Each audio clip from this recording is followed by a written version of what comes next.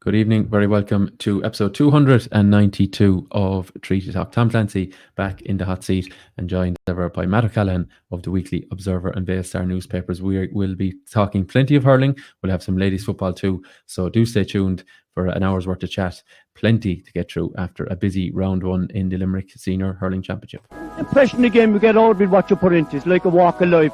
If you're good enough, go out and get it, no more about it. Not so much control in the centre of the field from Kilkenny as Richie Bennett sends it high and over the bar. Your mother sends you down to the shop for a pound's worth of goods and she gives you 50 pence. You can't get the pound's worth of goods, can you? Just about kept in. Oh well, God, Shawnee Buckley to do that to Tomas O'Shea. He deserves to score from here. One of the highlights of the Sunday game. Limerick went out there from the word go today. No more about it. They made all the running, that was it. Put the ball over the bar and the back of it, and that's it. No ifs, no buts. Is there much time left? We have a couple of injuries. Here comes Kieran Carey. Carey leading the charge of the Black Brigade. 45 metres out. He's a chance to score. He's put it high. He's put it over. There's no sympathy in this game for anybody.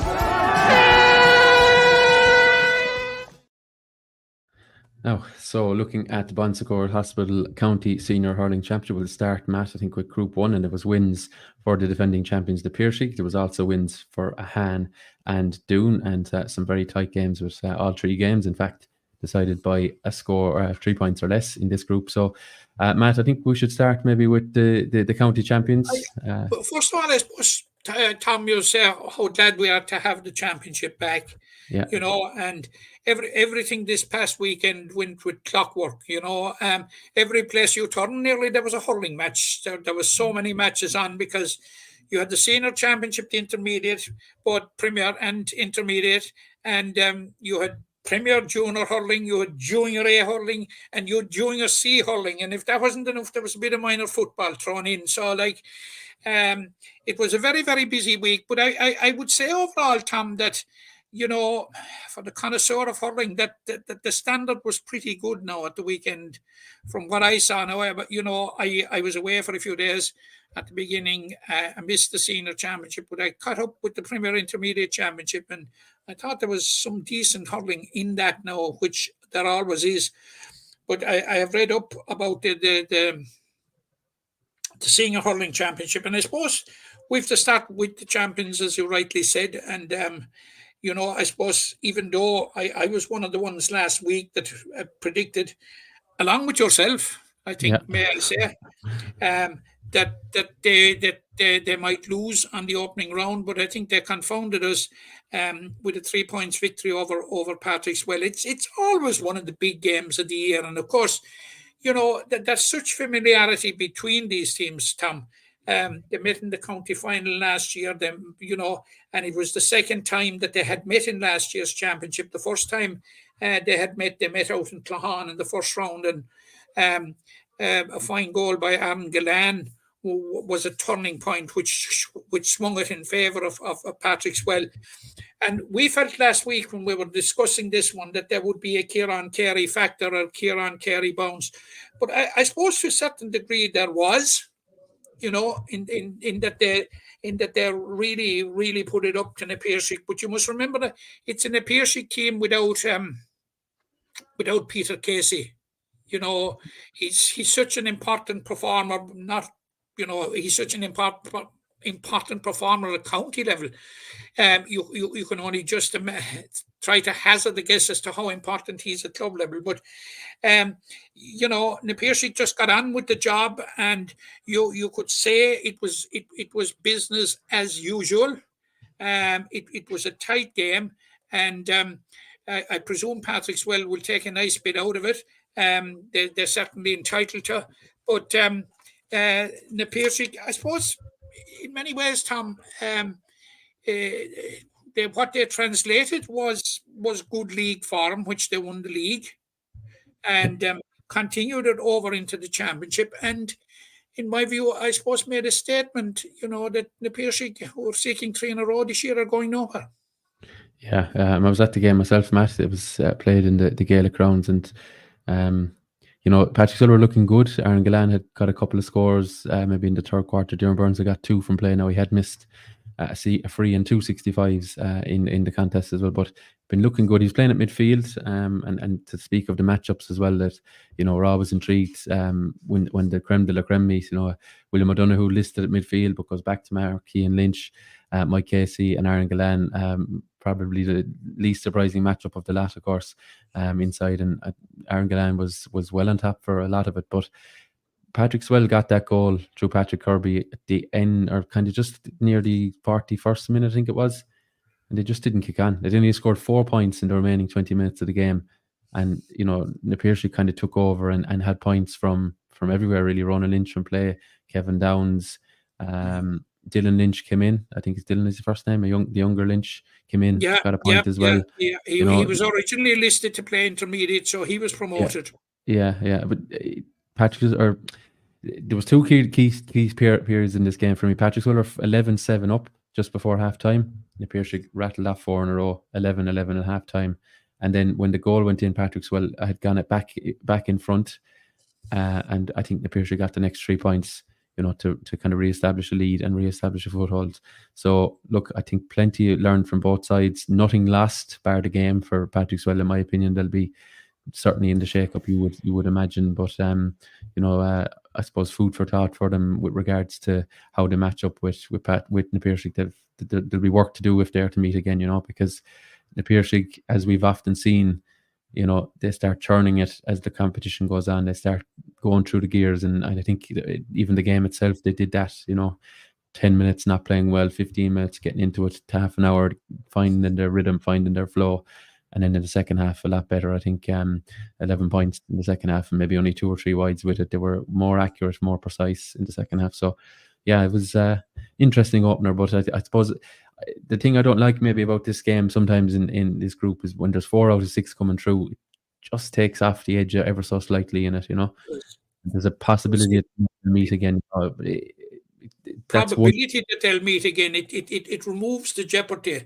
But from what I read, Tom, about it, and I've spoken to people that were there, everybody seemed to be universally impressed with the performance of Kevin Downs. Yeah, 4 points from play. If you remember last year, he was listed wearing 12 in a lot of games, but playing at centre back. That was last year. That's right. Yeah, you're right. Yeah, absolutely.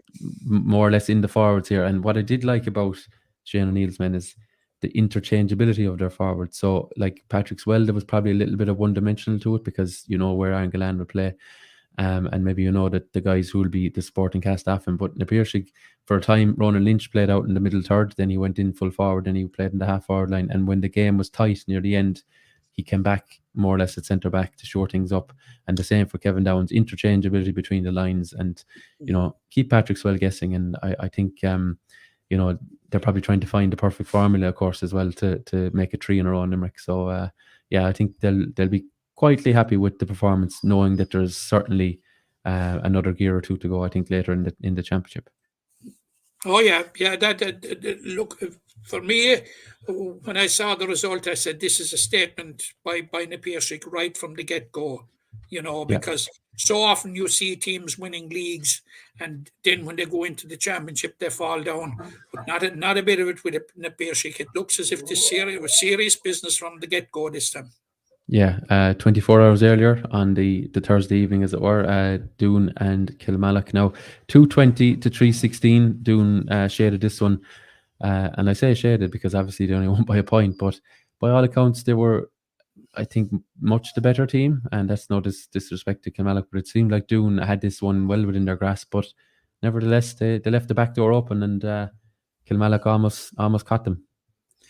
Well, that's what I'm hearing as well, That's what I'm hearing as well now. I know Kilmallock, they lined out without Dan Joy, out of the full back line. And it was a huge call to place Shane O'Brien at centre half back. Yeah, now, very surprising, I think, to a lot of people. He did quite well there, but he had to be moved up into the forwards where he did equally as well. Yeah. I like that it was an overall fine performance by Shane O'Brien. But, when I think of this Doon Kilmallock match, there's one thing that absolutely delights me, and that's to see Richie English back. You know, he's been through so much, you know, and like from what I'm hearing, his performance last Thursday evening was like as if he was never away. Yeah.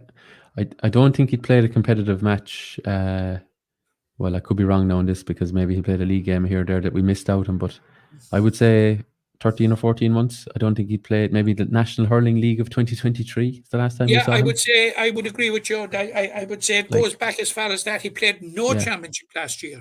yeah, and then did his cruciate just before the All Ireland final of 23 as well. So, you know, that's 13 months basically since the injury, and obviously he hadn't played much in the immediate time before that. When you know you say Richie English as well, but we must remember that Josh Ryan made his return to the championship team for Doon as well.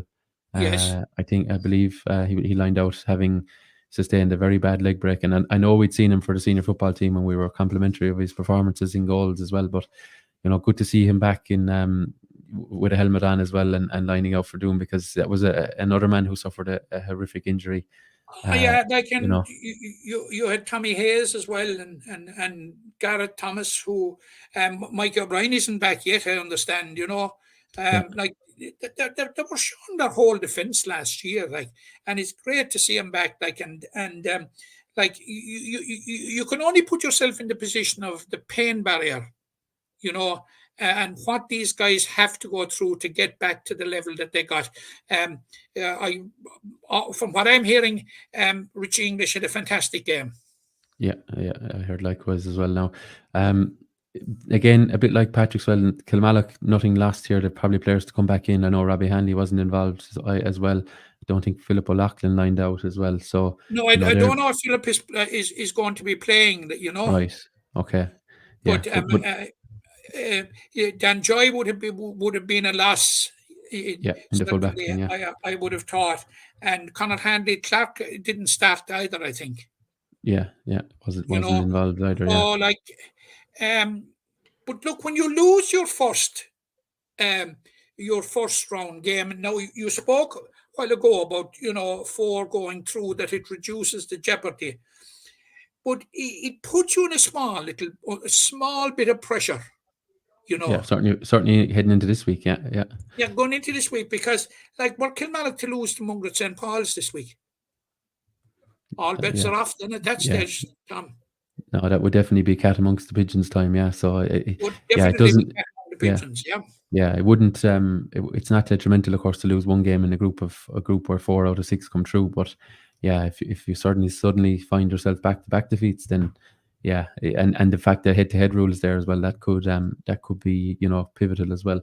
Um, and a team, if we look at the final game in this group, Matt, a team that maybe has ideas of a top 4 finish that they haven't managed thus far is a hand. You mentioned them last week. One victory last season. It was in round 1. That was against Kildare and Pallaskenry, I believe, in Cappamore 12 months ago. They were on the Childers That's Road right. this time. They were on the Childers Road this time, and look, a win is a win. They won up by a point. Mungret, I suppose, debut at this level, if you like, you know, in terms of back at the very, very top table. A hand will be, I suppose, quietly confident that they can maybe upset the big 4, as it were, but they had to take care of business here, and they did that, because, you know, it's maybe no good defeating the Pearshig this week, which will be their aim, but they had to beat Mungret as well, because, you know, 2 wins is a minimum if you want to get into the knockout stages. Oh, an absolute minimum, but you know, they flew out of the traps, and I think they'd won 6 to a point up at one stage. Yeah. You know, which gave them a very strong foothold in the game. But you have to credit Mungret for coming back. You know, but talking about a hand, Tom, and they lost 4 games last year. Now I saw 1 or 2 of the games that they lost. They were very, very, very close affairs. You know, it would have taken very, very little to flip them. You know, Even going into the flip them in their favour. So I think we're only waiting for a hand to make a breakthrough, I think. Now, if you look at their squad, and if you look at the configuration of their team, you know, it looks pretty strong and pretty impressive. Yeah. You know, and to a certain degree, you can discount the first round. First round of the championship is all about getting over it.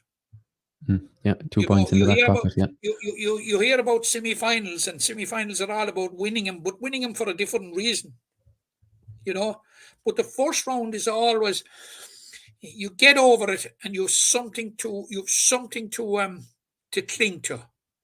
Now, if you put away a worst case scenario that a hand wanted to win again, which happened to them last year, you know, Mungret St. Paul's, like, you know, if they would have to get 3 points, they'd have to get a draw and a win against the big four, as we call against them. the You big know. four to Yeah. put a hand in trouble. Mm. You know, and you just wonder. I'm going to see their game on Friday night now. I just wonder, have they the capacity to do that? Yeah. Maybe they Yeah. have. The head-to-head rule is kind of a double. It's a double.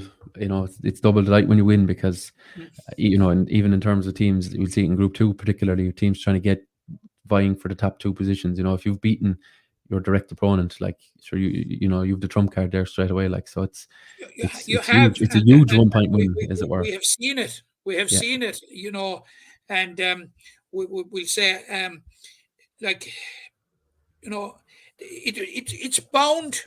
It's a big step up from Section 2 to Section 1, Tom. Yeah. You know, you need only ask Kildare or Pallaskenry about that. Yeah. You know, and it's a huge step altogether to expect to step up from Section 2 to Section 1 and to make the quarterfinals at the first attempt. Now, Yeah. it may be possible.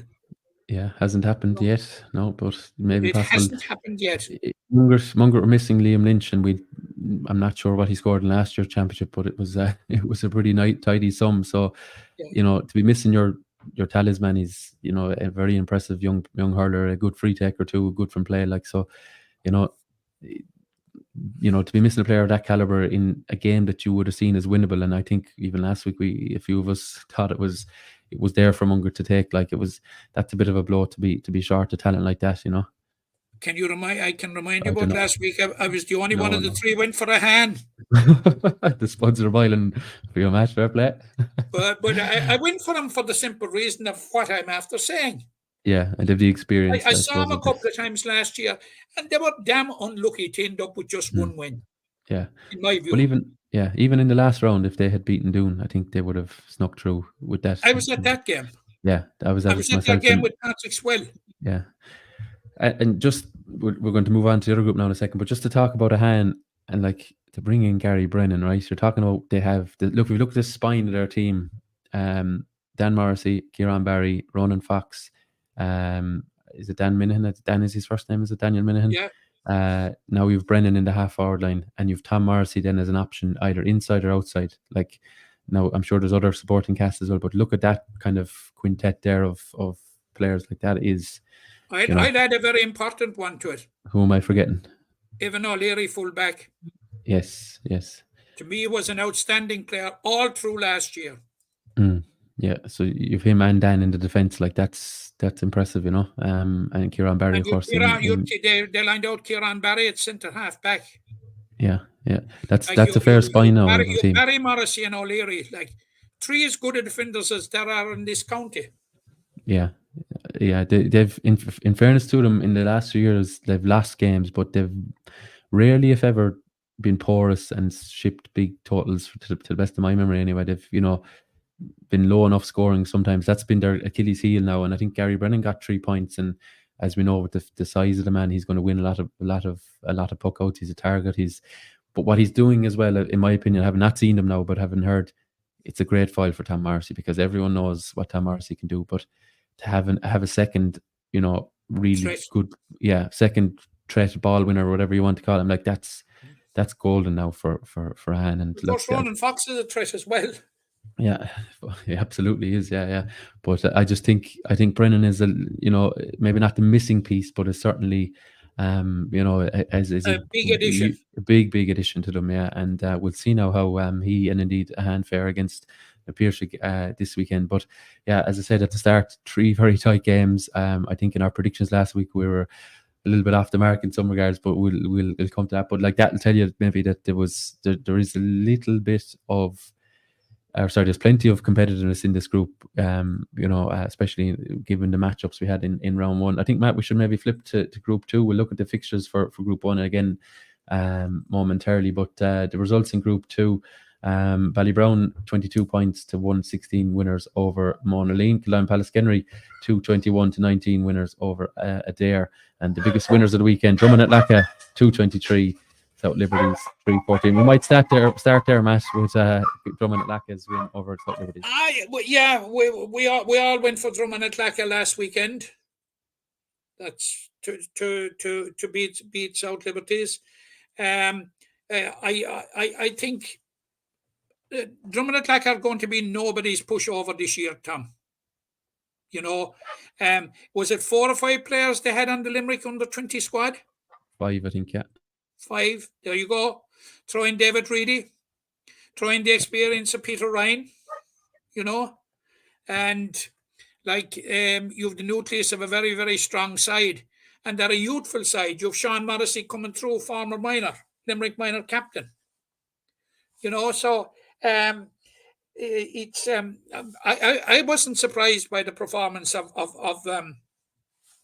Drummond at Lacca. And what I noticed about Drummond at Lacca last year was the manner in which they showed measurable improvement as the Premier Intermediate Championship was progressing last year. And of course, it culminated in the winning a great final in the Gaelic grounds, where they had to withstand a very late rally from Blackrock. Yeah, what a finish to that game they was. They still had the ability to shut it out, Now, a hand got a couple of late goals, which put South Liberties. South Liberties got a couple of late goals in injury time. Which put a bit of a gloss on the scoreboard. Absolutely, yeah. Well, can I speak for this match? They were 12 points up. First senior game since 2008, and they're 12 points up with was it about 8 minutes to go or something like that? That's incredible. And people might say South Liberties or this or that, maybe missing a few players and maybe not what they were, but to be double digits up on anyone at this grade on your first day out, that is fair going. And you mentioned David Reedy there, 1-2 from play, 12 frees, so 114 in total. I think he missed 2 frees maybe as well from around the halfway line the first half. But sometimes you pick man of the match and it's the easy one time is give it to the top scorer. But David Reedy was everywhere. He picked up 2 or 3 balls in his full back line early on, half back line. He was involved. He had a goal chance in the first half. Did Anthony Nash save? He was everywhere. I'd love to have seen a GPS of him. I'd say he probably ran the battery out of it. But there's a leader now. There is your county player coming back to you and delivering everything. They made him captain, and he wasn't there obviously for the league campaign. He's captain of the team, captain of the club, as it were, and he delivers. That is exactly what you want. And look what he's done to the guys around him. Daniel Scully, I don't think you mentioned him there, Matt, among the many names you mentioned. 5 points from play. But I mentioned him in the context of the Limerick under 20s. Oh, sorry, yeah, of course, yeah. But he got 5 from play in late in the first half, and so it's far from a one-man show here as well, and what about his brother Shakeen then? Yeah, I think Keane at centre back, I chipped in with a couple of a brace of points as well. I think David really set up one of them, and I think Daniel set up the other, so they linked well as well. Full back. Yeah, William Dorr full back. You mentioned Peter McMahon, he got the other goal as well. Got the second goal, yeah. Yeah, I think they will take huge confidence from the manner of this, and absolutely, Tom. It's what a confidence booster it's going to be for them.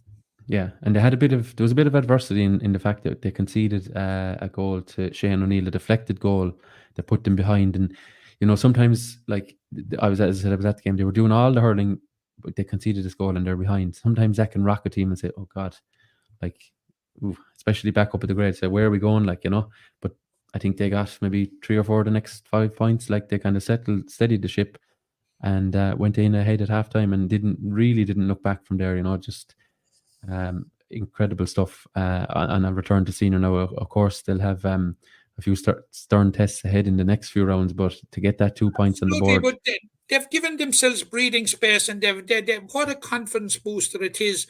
But let's talk about Liberties for a while. Like last year, Liberties had a very, very poor start to the campaign.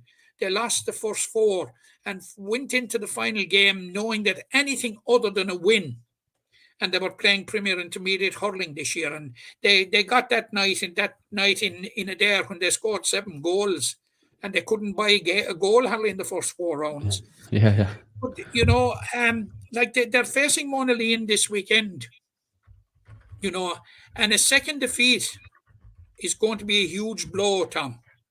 Yeah. No, it Even really at this would. Yeah. early stage, because there are very at one stage during the year, you could see the decline in Gareth Balan last year. And early on they got a draw with Mungret in round 2. The last 2 there in round 1 got a draw, and then it seemed to suddenly go, skew-ways for them. They lost. They had suffered a very heavy defeat to Monaleen. Then they suffered a defeat below in Fedamore to Ballybrown, and were it not for a late couple of scores, it wouldn't have been a very pleasant scoreboard to look at. And they were on a downward spiral. But if South Liberties is very early are hoping for something this year similar, it may not happen. Yeah, and look, I wouldn't write anyone's obituary at this point, but I'd be very concerned with the manner of the defeat to Drummond at Yes. Lacca. And look, anyone can lose a game, but the manner of it, and there probably isn't the depth of senior players that there was in South Liberties. And look, they still have Anthony Nash in goals, Barry Nash, great to see him back after his injury as well, of course. But and Tom Ryan as well, chipping in a fair bit as well. But I'd be worried for them now, Matt. And look, they could prove people wrong like they did last year. But it's I'm certainly worried for them, Tom. I'm certainly worried for them. I think it's going to be a difficult campaign for them. And look, it just gives me any pleasure anyway. I hate seeing a side, being in that kind of difficulty. But they may confound us by beating Monaleen at the weekend. Yeah, that's it. Yeah, and But I would have thought that when South Liberties would have got the fixture program and studied it, they'd have said to themselves, "Hey, we can get off to a winning start here." Yeah, we're playing a team that has come up from the grade below. That has only come up. Yeah, that are newly promoted, and you factor into it, the momentum that's with a newly promoted side and all, But it's not so much losing to Drummond at Lacca, as you mentioned. It's the manner in which they lost. Yeah. And the two late goals, Tom, are camouflaged a lot. Yeah, I was going to say papering over the cracks, but camouflaging is just as good. Like, we brought it back to a kind of more respectable amount. But they only scored 16 times or 17 times in the hour. And David Reedy alone scored 15 times for Drummond at Lacca. So they'll have to rouse themselves against Monaleen. I think we'll look at that one next. Monaleen Saturday evening in Fedamore against Ballybrown, a city divisional derby. Ballybrown came out top in this one. Another game that I was at, Matt, the final of the 3 that I attended over the weekend. Ballybrown, Aidan O'Connor, 10 points. Colin Coughlin didn't score. He was playing centre back beside his brother James, who's making his senior debut. He chipped in with a couple of points. It seemed like an overall a good team performance by Ballybrown here. But Monaleen again, first day out against Ballybrown, can't get the win and kind of putting themselves under pressure in terms of, they'd have aspirations. They're a very good young side. They'd have aspirations at the top 2, but they're, on the back foot straight away. So disappointing for Monaleen. They'll be hugely disappointed now. They did much better than they did in the first round against Ballybrown last year. Little consolation, though, I'd say, yeah. That is no consolation at this stage because, last year they were coming off winning a Munster and an All-Ireland, which was a fantastic achievement. Yeah. And I was just looking at their half-back line in particular. You had the two lines flanking Dara Langan. That on paper should be as good a half-back line as there is in the county. Yeah. Up front you had Donegal Darley, like you had Matthew Fitzgerald, Limerick Minor, Joe Fitzgerald, Andrew Latouche Cosgrave, an All-Ireland winner in 2018. Jamie Power in goals, a recent All-Ireland winner. Yeah. Why his name is Marco Duarte. I was going to say his name. He was missing through injury, and like he's as good a free taker as you have. But the problem was they had 5 different free takers during the course of the 60 minutes.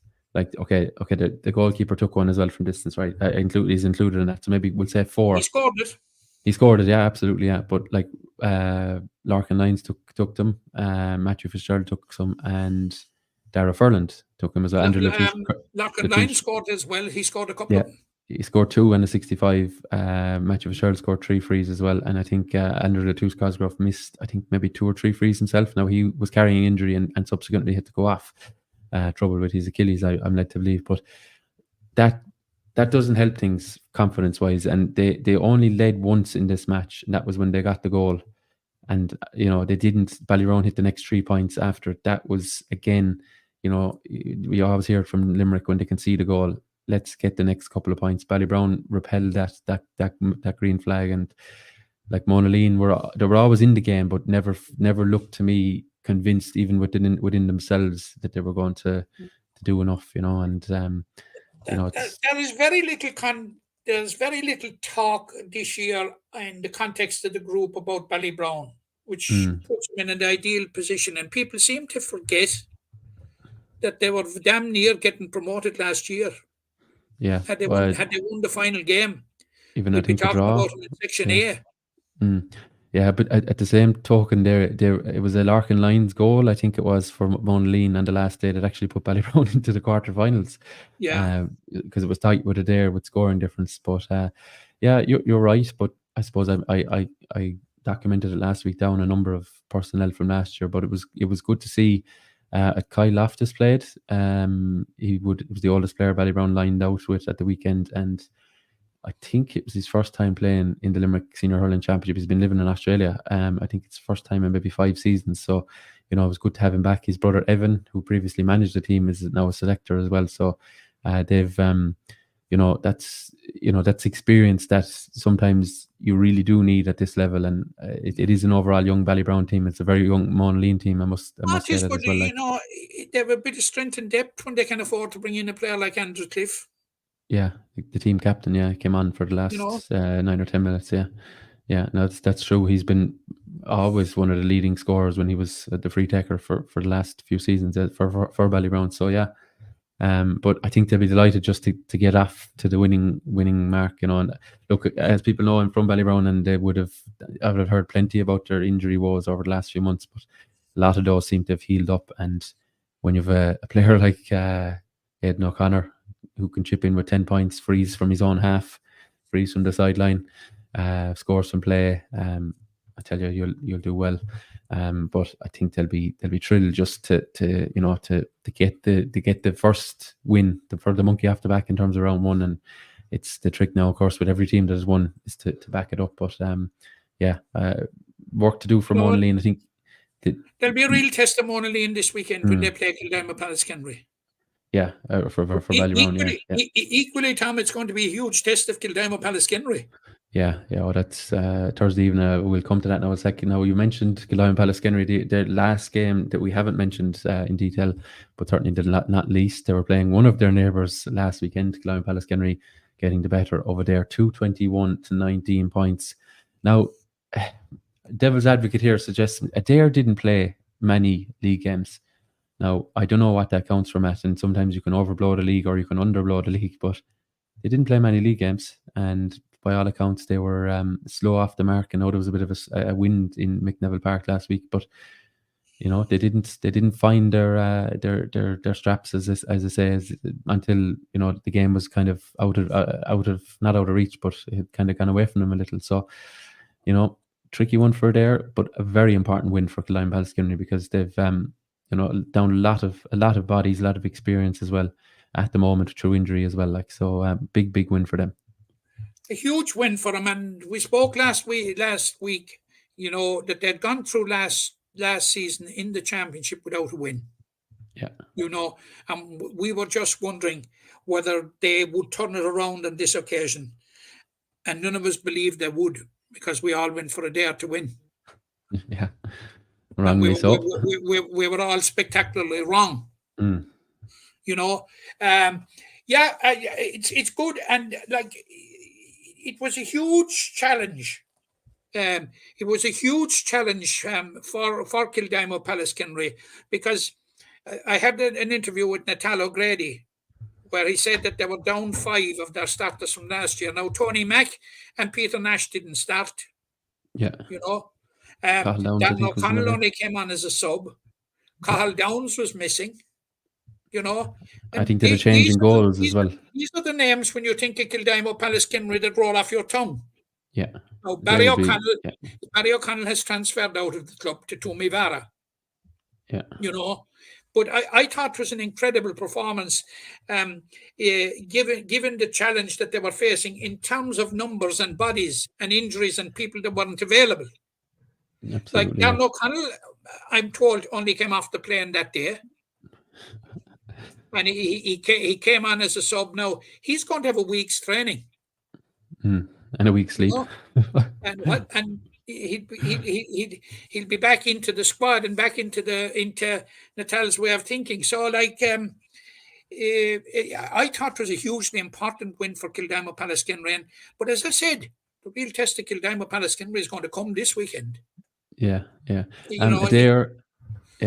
Adair, Matt, like I mentioned, not playing much in the league. Like, we're disappointed because we know that there's a nucleus of a good team there, and like, they missed out last year narrowly, in fairness, from knockout hurling, and like really not off on the right footing here. Like, that's they're a bit like Monaleen, they're a bit of an enigma, because I'm certainly this week trying to figure out, how did they lose, and lose pretty convincingly now to because if you look at the squad and look at the players that they have, and look beyond Declan Hannon, who's that talisman, and we'll say you've the likes of Ronan Connolly, you've Mike Keane at fullback that got a run with Limerick earlier on this year. You've Jody Hannon around a long time, John Fitzgibbon. And what about Willie Griffin? These are all top players. Joe Sweeney coming into the, Brendan O'Connor. Very, very hard to see why this has happened. Yeah. Now a new management team probably bringing new ideas, and maybe there's a bit of getting accustomed, But as I said, if you lose round one, you've catch up already. Yeah, especially like I mentioned, the 4 out of 6 in Group 1, reminding listeners that it's 2 from 6 in this group. It is 2 from 6. Yeah, it is. It's going to be very tight, I'd imagine, for those places. And they've the head-to-head loss now. Kildimo Pallaskenry, they've not points on the board. They're going to be under pressure. And I hate to say it like this, but there has been a steady decline in their results over a number of years there. We mentioned them winning 3 in a row. Now, that's a long time ago at this stage. 2009, I think, was the last of those 3 in a row. So this is a completely new team, bar maybe Declan Hannon and a couple more. But they have it. I think they were last in the quarterfinal in 2017. Now I know their championship restructured. They were kind of the 5th team there for a while. They couldn't really make an impact. They were kind of then they were the 6th team, and then they eventually succumbed to the relegation to this group. But is this their 3rd season in it now? And they haven't, or 2nd season, sorry. Second season. Yeah, 2nd season, sorry, and haven't lit it up maybe that's the way that they might. We might have thought them as to be a real forerunner in this group last year, or indeed this year, but they haven't shown it so far, have they?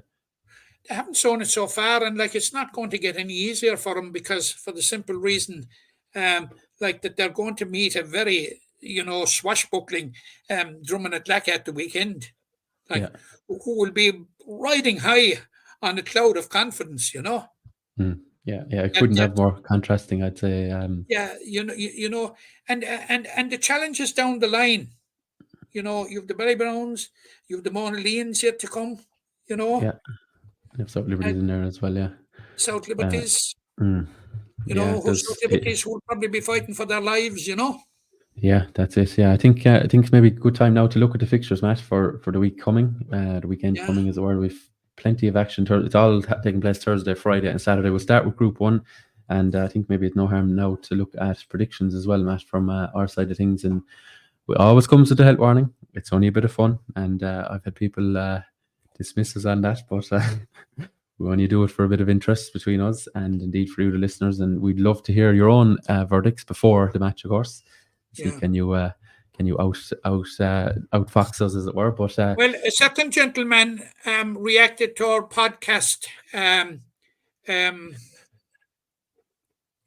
recently.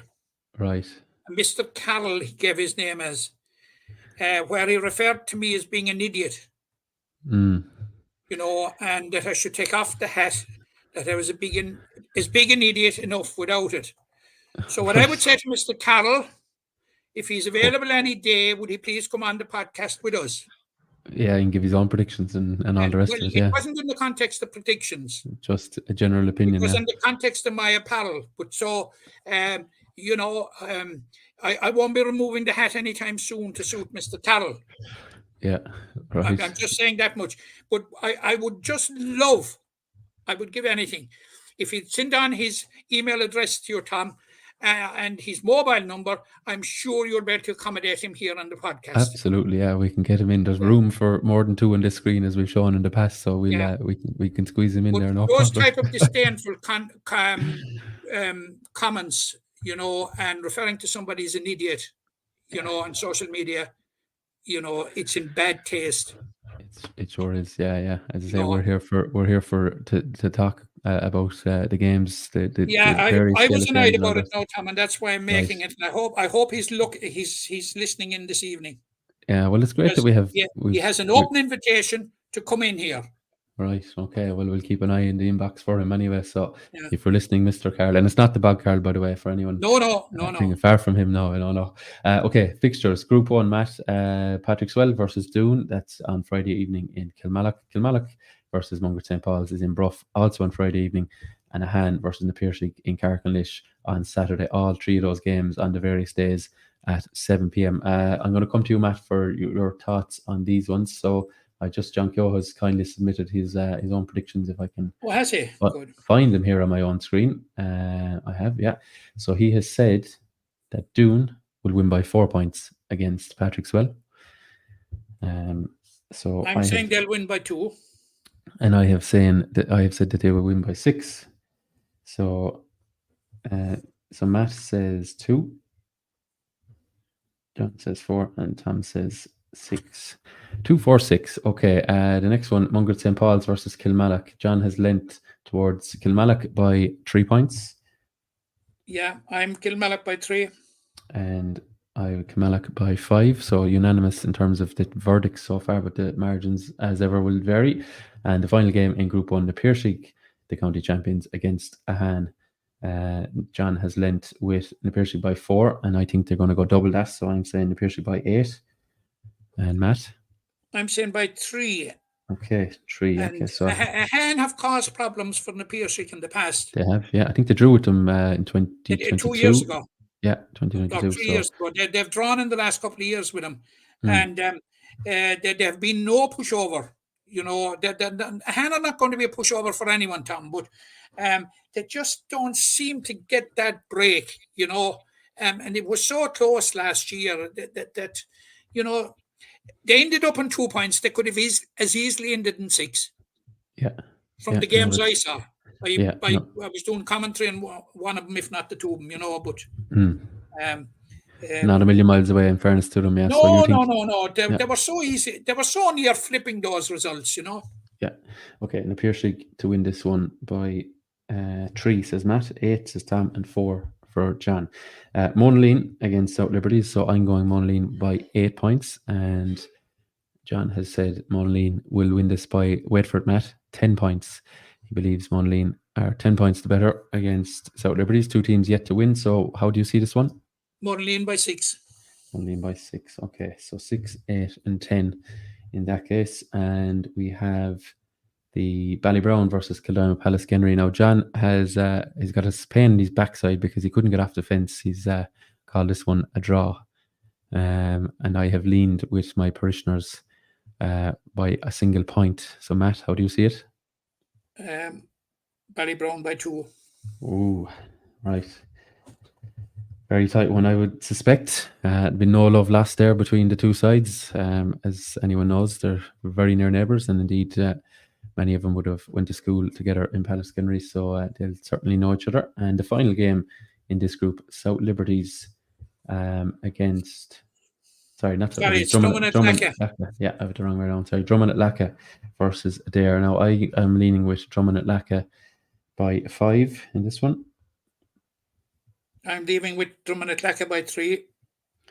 And John has said Drummond at Lacca by 3 as well. So there we go. There's 6 games. Five of them we all believe the same team will win. And John has differed in terms of Killearn Pallaskenry will get a draw against Ballybrown, which the two of us agree on that. So we'll either be spectacularly right or spectacularly wrong potentially come next weekend. But yeah, all a bit of fun at this early point as we still get a feel for it. As I will reiterate with this, only a bit of fun. And we could only see, Matt, at a maximum, we could only actually get out to see 6 of these teams last weekend. So we're certainly in the dark in terms of some of them as well. And you're going off second-hand information as well. I'll get to see 6 of them this weekend.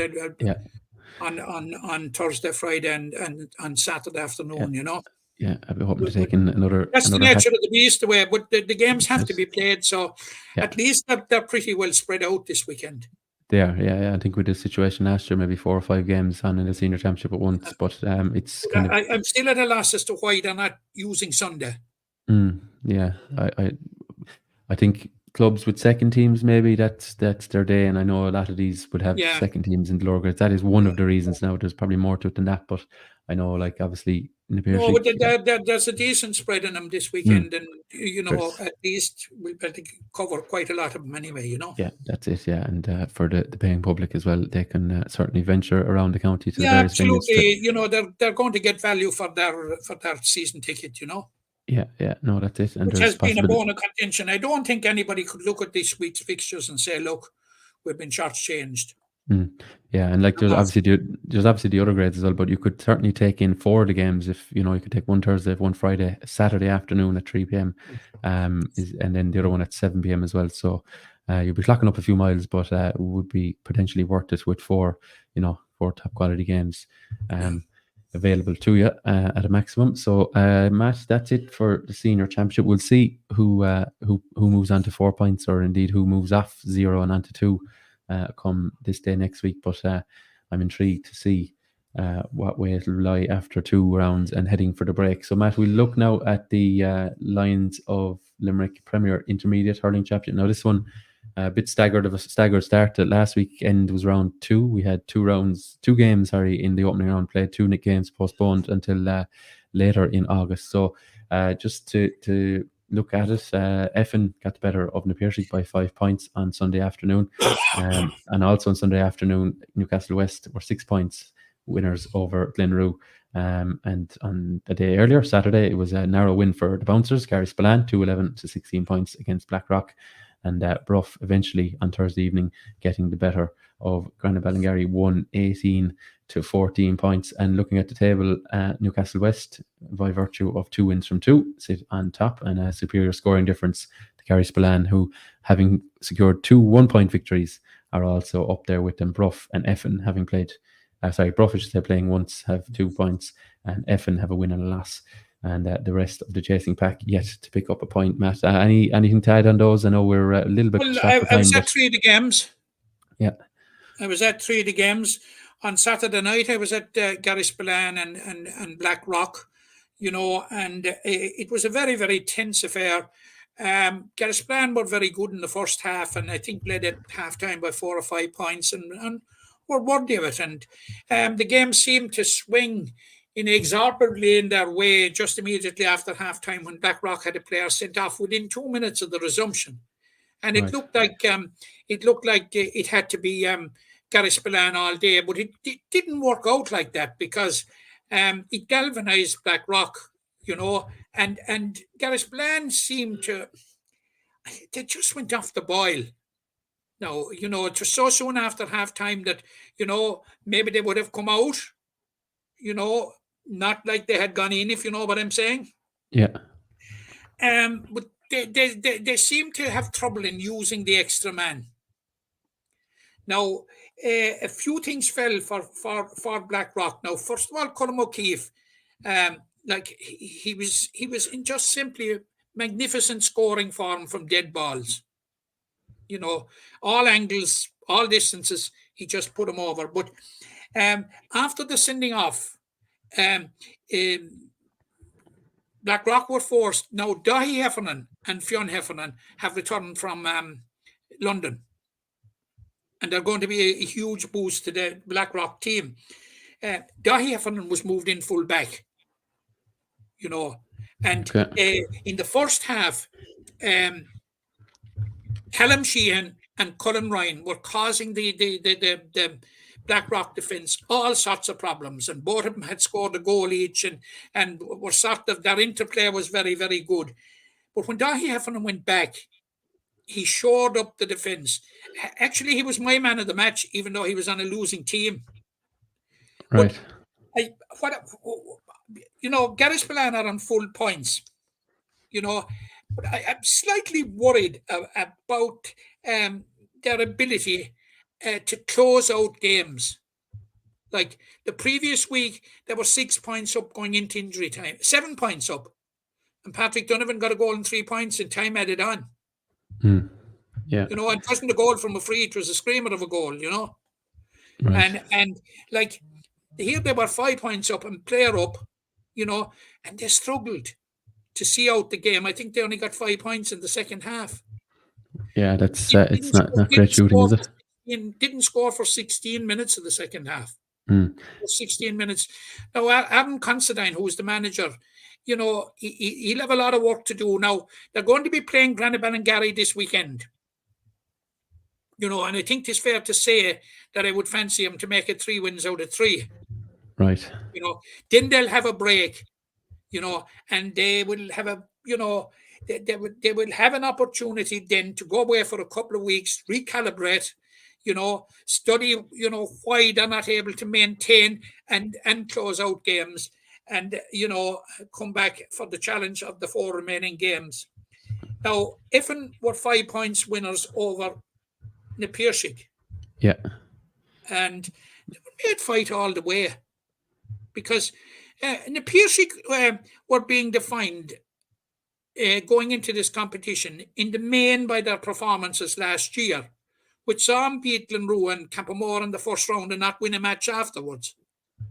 Yeah. This is a decent Na Piarsaigh team now. It is, yeah. Alan Dempsey, even Sweeney was in tremendous form. He got a goal. He got 2 goals and 7 points. You know, you're Pat Gleeson in great form at midfield. They had good players all over the field. James O'Brien, named at full forward, went back centre back, went back full back at one stage, but was tremendous. But Effin, I've seen Effin twice this year, and they have not reached the level of the team that won 6 out of 7 games last year.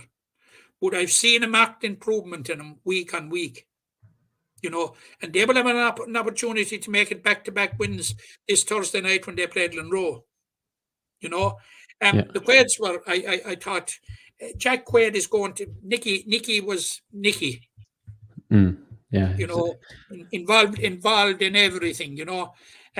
Jack Quaid is a huge asset. Make no mistake about it. Sheer power, 2 goals. And the first goal was one for the ages.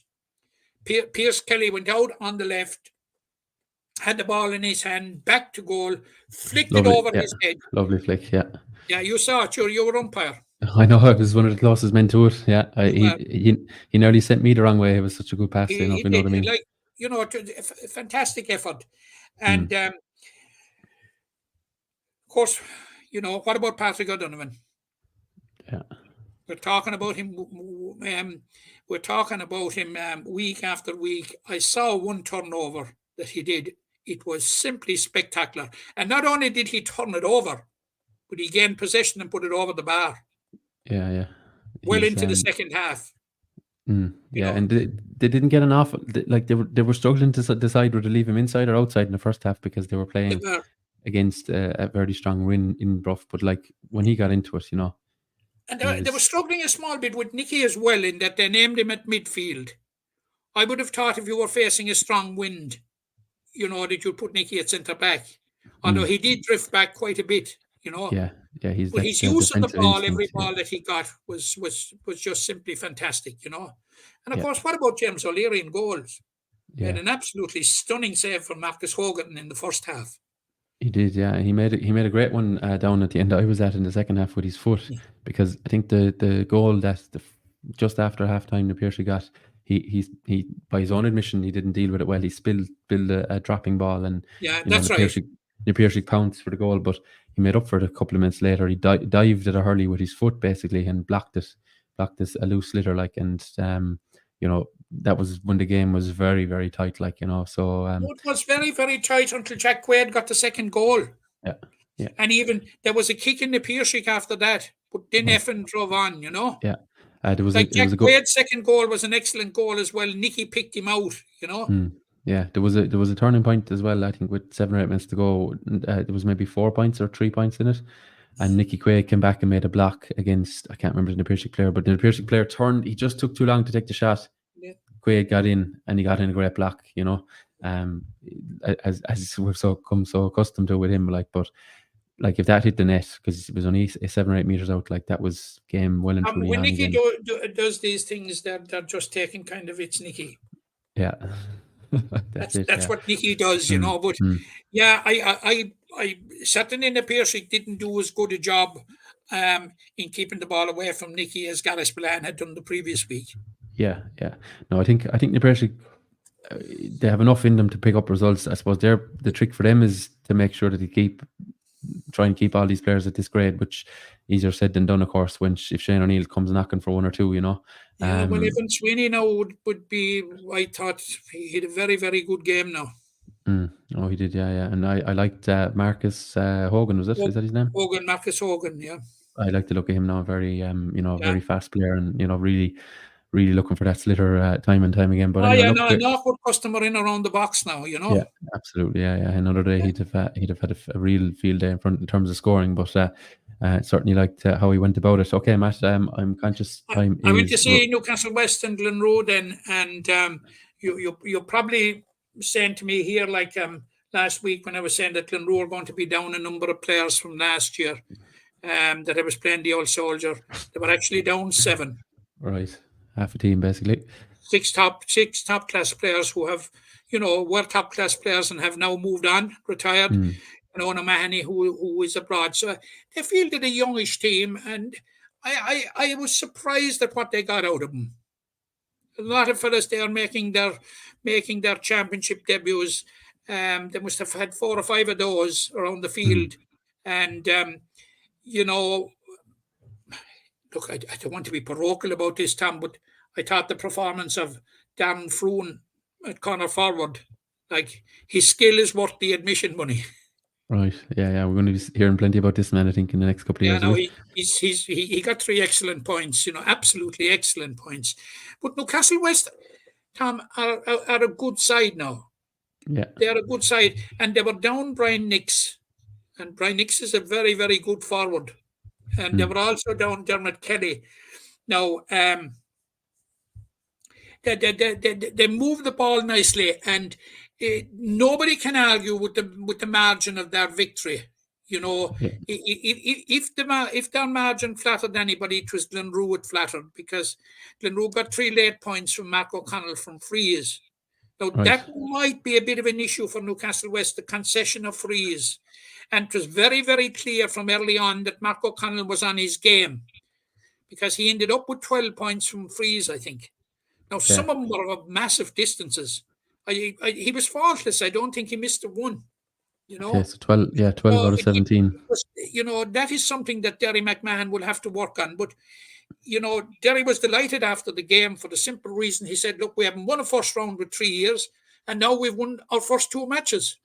Yeah, that's so they're off to a good start. There is momentum behind them. And like they missed out last year on the head-to-head, and they're certainly going the right way about not repeating that this year. Yeah, to have 4 points on the board is very impressive, and another win or two, they'd be very, very close to qualification.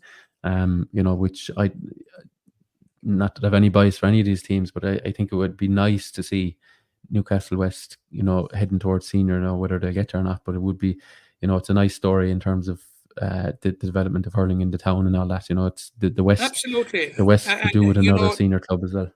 Yeah, there's only one senior club in the West. Yeah. That's it there. But watch this space, Tom. Yeah. Ethan Hurley. Right. Yeah. Good operator at this. Space. Yeah. Yeah. Okay. Serious operator. They're playing Bruff this weekend and looking to make it 3 from 3. All the promise that Ethan Hurley showed as a minor is coming to fruition. Okay, yeah, and a season in with Limerick. He's developing into being a very serious adult player. Yeah, season in with Limerick doing him no harm. Just the final point in this, I think Sean Finn has picked up another injury as well, by all accounts, for Bruff. So they'll be missing him, it would appear, this weekend. Hopefully nothing too serious for Sean with another hamstring complaint by the sounds of it. Matt, I think we should move the conversation now towards an item we mentioned at the very top, of course, that being ladies football, and the various championships are getting underway, I think, this weekend. And I can see you scrambling for fixtures there. Yeah, no, I'm not scrambling for fixtures. I'll give you what I know now. And there are 8 teams in the senior football championship. They're divided into 2 groups of 4. All 8 will go through to the quarterfinals. Right. Yeah. The winners of the quarterfinals will go into the Senior A Championship. The losers of the quarterfinal will go into the Senior B Championship. So plenty of games here for teams. Yeah. Plenty of games. Now in Group 1, you have 2 games this weekend. You have Ballylanders against St. Ailbe's, and you have Galty Gales. After 2 promotions, they're going to be hosting Old Mill in John O'Mahony Park. Both of those games are penciled in, I think, for 7 o'clock. Right. Now, in the other group, the champions, Monagay, they will be hosting Drum Broadford, whilst Fiohanna Castlemahan will be travelling to Ula. I think both of those games are at 7 o'clock as well. So, obviously, we'll be able to talk more from the fallout of those games next week.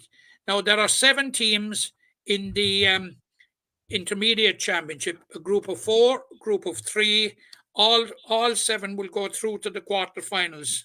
How can we have 4 quarterfinals? The team that ends top of Group 1, which has the 4 teams, will go directly to the semi-final. Right, and we'll have 3 quarterfinals then. And you'll have 3 quarterfinals. Very good. Yeah. No, I think there are 6 teams. There are 6 teams in the Junior A Championship who will play off a full round robin, with the 4 top teams going through to the semi-final. Very good, yeah. And here is a very interesting one for clubs that are beginning to start up and they're popping up around the county. And here is an opportunity to get on the first rung of the ladder.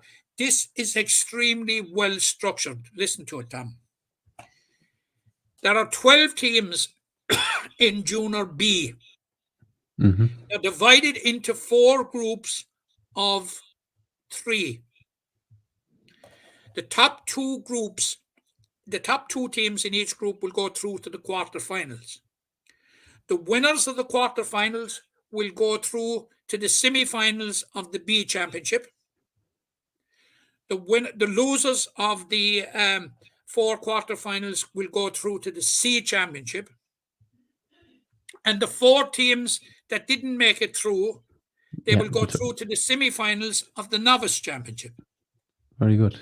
So it's a very good structure. There is something for everybody. There's a semi-final for everyone there, is what I'm taking from it. There is absolutely semi-final for everybody. Yeah. Well, and there's a semi-final for everybody. There is. Yeah. No, that's very well thought out, and I'd like to see. If you're talking about the novices and the Junior B, listen to this absolute fact. Galty Gales fielded their first adult team in 2015 when they entered the Junior B Championship. Next Saturday night, they will tug out in the Senior Championship. It can be done, Tom. It can be done, is right. Yeah. That's I wouldn't say rags to riches, but that's build it and they will come. Maybe is probably more the thing. And No, but credit. Tom, it's a testament to what effort can be done. What Yeah. can be done. Yeah, and I like the even the senior thing where they get 3 group games to find your feet for even the likes of Celtic Gaels or any of the teams. Absolutely. The pressure is off. The pressure is off in terms of you can try a couple of younger players because if we lose, it's not the end of the world, because sometimes in championship sport we know teams can get a bit too pent up on the result, but the shackles can be off in these group games. You'll be in a quarter final, and then that's where the business starts.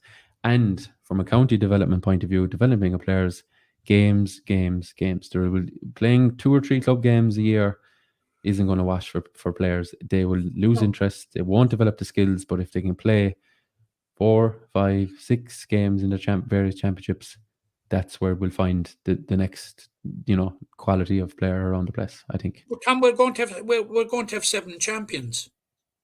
That's it. Senior A, Senior B, Intermediate, Junior A, Junior B, Junior C, Novice. Yeah. Wonderful structure. Yeah, no, and well done to Limerick LGFA, I would say. Yeah, and we should tip our. Well, I'll tip my hat that I don't have, but you can tip your hat to them. We must. I'll tip it twice, so Tom, once for you and once for me. No, and in fairness, we can. And once for Mr. Carroll. Who could forget? But no, we must credit them for having a real look at that. It looks like someone has actually sat down, or many people have sat down and said, how can we improve this?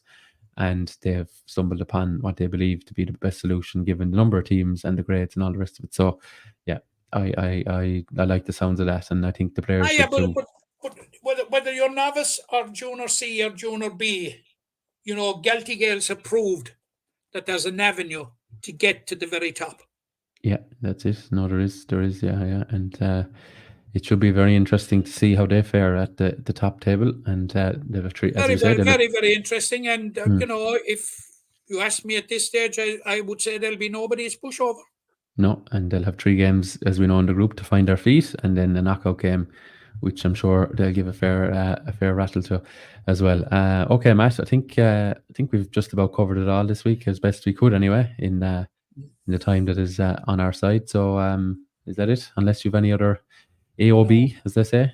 I don't have AOB tonight, Tom, this evening, I'm afraid. All quite. Okay, well, thanks as ever, Matt, for your contribution. Thanks to those of you at home. Just one thing, Tom. I just want, and I think I said it to you off air, what is kicking off this weekend, and what's kicking off over the next week is the Junior B hurling championships in the various divisions. Yeah, it's starting in all 4 divisions now. Obviously, there's different formats in the different divisions. There's groups and there's what have you. But we'll stay abreast of it, Tom, as we get nearer to the time. But the first round of the Junior B championships are on over the coming week, so look out for where they're on. Sometimes, Tom, they can be very, very entertaining games. Absolutely, yeah. Well, I was at the very final of it last year, Monleen, of course, winning it against Ballyroan to go back to junior A, as it were. So yeah, we'll keep an eye on that one. The Junior C up and running, so that will be all the adult male championships in Limerick up and running, I think, across the various codes. So we'll keep all our eyes on all the results as they come flooding in. Matt, thanks as ever for your contribution. Thanks to you at home for listening. Don't be afraid to share around the podcast, and if you want to give your predictions, don't be afraid to leave them in the comments. The worst you can be is wrong. All right, we'll talk to you again soon.